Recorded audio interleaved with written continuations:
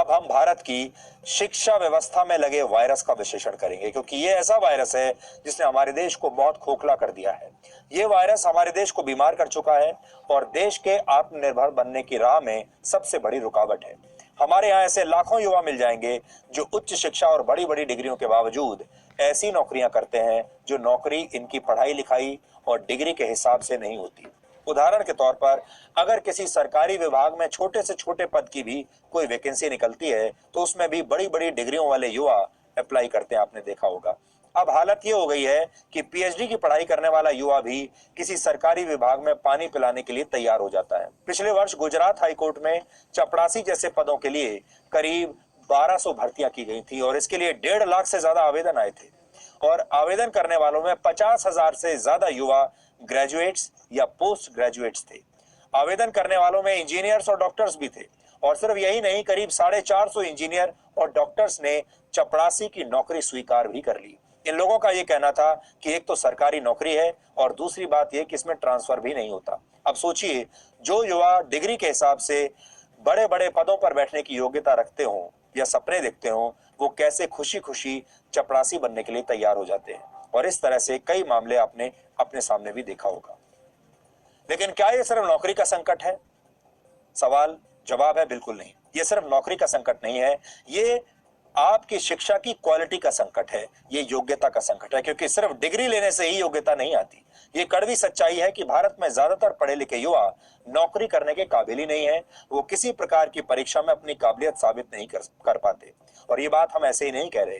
The associated chambers of commerce and industry of India यानी एसोचैम के कई सर्वेज में यह बताया जा चुका है कि भारत में उच्च शिक्षा ग्रहण करने वाले 85% युवा किसी भी परीक्षा में अपनी योग्यता सिद्ध नहीं कर सकते। 65% ग्रेजुएट्स युवाओं में एक मामूली क्लर्क का काम करने के लायक हुनर नहीं। 47% ग्रेजुएट युवाओं में कोई भी नौकरी करने की काबिलियत नहीं है और 90% उच्च शिक्षा प्राप्त कर चुके युवाओं को काम चलाऊ अंग्रेजी भी नहीं आती। देश में हर वर्ष औसतन 15 लाख छात्र इंजीनियरिंग की डिग्री लेते हैं। इनमें से 20% को ही उनके कोर्स के हिसाब से नौकरी मिलती है। देश के बिजनेस मैनेजमेंट स्कूल्स में पढ़कर निकलने वाले 93% युवाओं को 10,000 रुपए महीने की नौकरी मिलना भी मुश्किल होता है।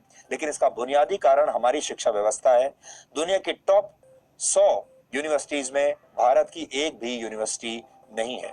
हायर सेकेंडरी लेवल पर करीब 14% शिक्षक योग्य ही नहीं है। प्राइमरी और जूनियर स्तर पर करीब 29% शिक्षक स्कूलों के से अक्सर गायब रहते हैं। लेकिन आज ये सारी बातें हम आपको क्यों बता रहे हैं? अब आपको हम ये कहते हैं, ये सारे आंकड़े आज हमें क्यों याद आ रहे हैं, क्यों मैं आपको ये सब बातें बता रहा हूं? उसका एक बड़ा कारण यह है कि आजकल मनरेगा के तहत जहां पर खुदाई चल रही है, ये तस्वीरें आप देख रहे हैं,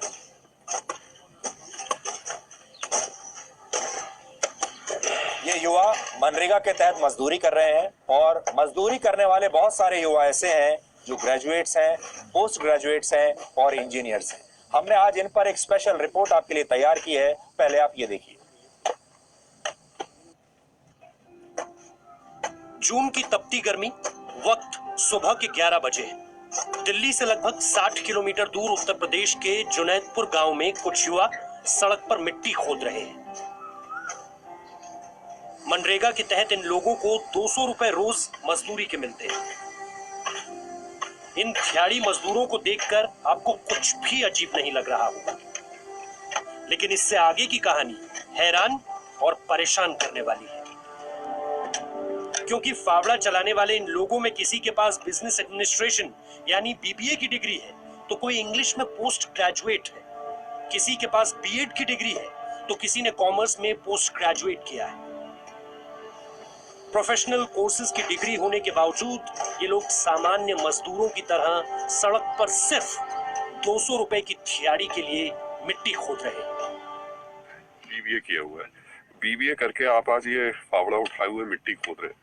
मतलब लोग कल्पना नहीं कर सकते कि बीबीए करा आदमी, उसके बारे में जो कल्पना की जाती थी वो ये था कि वो तो किसी एसी वाले रूम में बैठा होगा, मैनेजमेंट का काम कर रहा होगा, उसके नीचे कुछ लोग होंगे। और अगर आज आपको लोग देख रहे होंगे, अभी भी देश में लाखों करोड़ों बच्चे होंगे जो बीबीए का कोर्स कर रहे होंगे, उनके नीचे से तो जमीन खिसक जाएगी। हाँ जी, क्या करें, देखो कुछ नहीं, रोजगार नौकरी लगी नहीं, क्या करें, नहीं कर रही। कितने परसेंट मार्क्स के साथ आपने बीबीए की डिग्री पर हासिल किया? 65% के बाद। क्या कर रखा है? नाम सर बताइए। मेरा नाम सुरजीत सिंह है, मैंने MA BEd किया है। MA BEd किया है? BEd कब किया आपने? लास्ट ईयर मैंने BEd किया।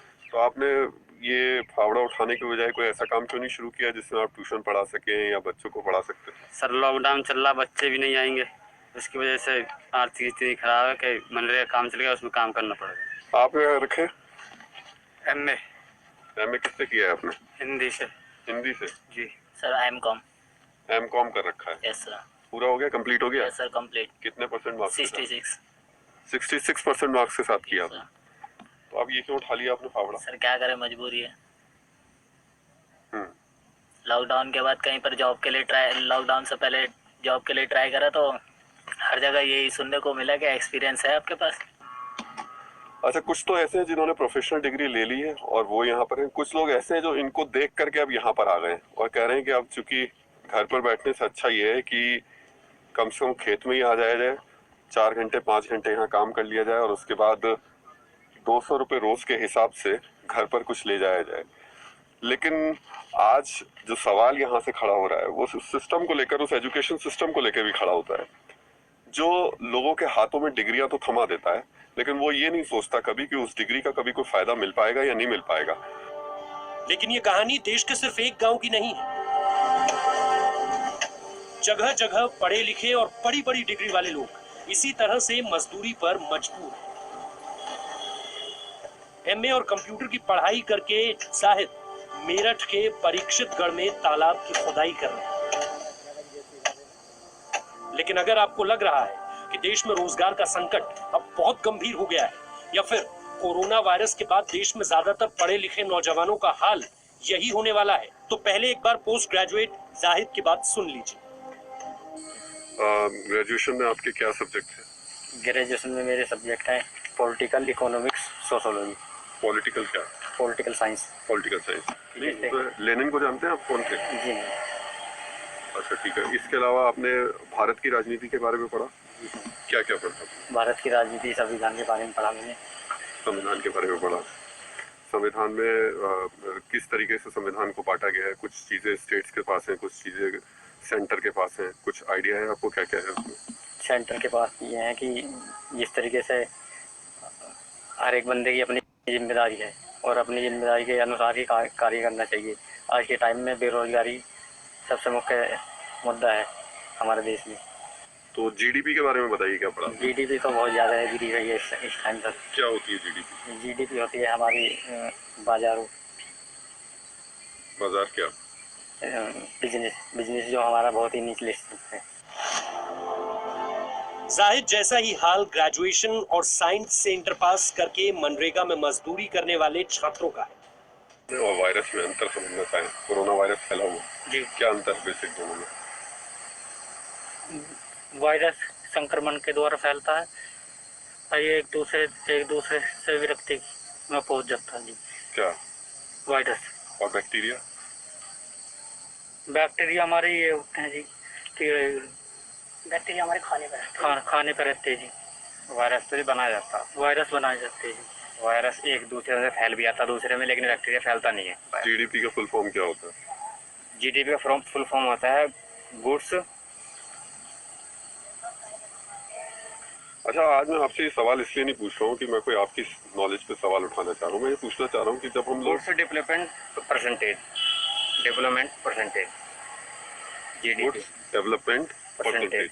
कॉन्स्टिट्यूशन 2 सूचियों में बटा हुआ है। 2 सूची कौन कौन सी होती है? 2 सूचियों में हाँ। कंफर्म नहीं है। 2019 में आई एक रिपोर्ट के मुताबिक ग्रेजुएशन करने वाले 20 में से 11 युवा ग्रेजुएशन की योग्यता वाली किसी भी नौकरी के काबिल नहीं होते। अगर बीबीए और एमए पास लोगों के फावड़ा चलाने की तस्वीरें दुखद हैं, तो बड़ी बड़ी डिग्री होने के बावजूद अपने लिए नौकरी की सही एप्लीकेशन तक न अफसोसजनक है।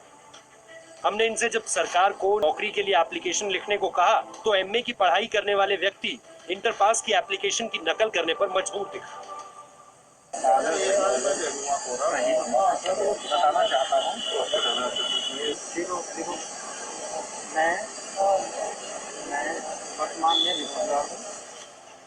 लेकिन इसमें दोष जाहिद या पढ़ लिख कर फावड़ा चलाने वालों का नहीं है, बल्कि उस सिस्टम का है जिसने इन्हें कागज की डिग्री तो दे दी, लेकिन इस डिग्री में ना तो भविष्य की बुनियाद है और ना ही उस इच्छा शक्ति की झलक जिसके दम पर भारत को शक्तिशाली और आत्मनिर्भर बनाने की तैयारी हो रही है। जब तक इस तरह चिराग तले अंधेरा रहेगा, तब तक भारत के उज्जवल भविष्य का निर्माण करना मुश्किल होगा।